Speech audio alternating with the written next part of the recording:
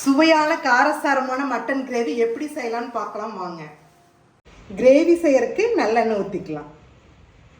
பட்டை 2 கிராம்பு போட்டுக்கலாம்.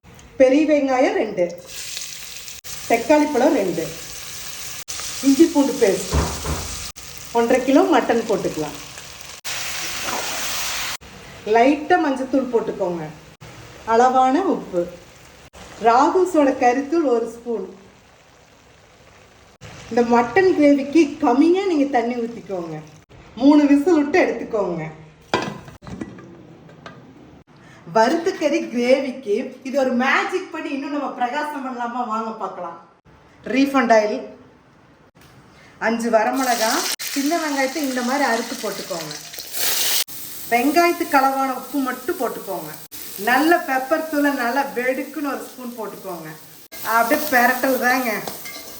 இந்த வறுவல் கிரேவிக்கு கொஞ்சம் நல்லா சுண்டை வச்சுக்கோங்க. சுண்டை வச்சு இந்த வெங்காயத்தையும் போட்டு அப்படியே பெரட்டுனா செமையாக இருக்கும். இந்த வதக்கின சின்ன வெங்காயத்தை போட்டுக்கலாம் பாருங்க. அப்படியே இந்த வெங்காயத்தோட இந்த கறியும் சேர்ந்து அப்படியே வெந்து அந்த உப்பு காரம் அந்த மட்டனோட செமையாக இருக்கு பாருங்க. எப்படி திரண்டு இருக்குதுன்னு பாருங்க. சுவையான மட்டன் கிரேவி ரெடி. கருவேப்பிலை கொத்தமல்லி தலையை மேலால் அப்படியே தூவி விட்டு ஒரு கலக்குன்னா சுவை தான்.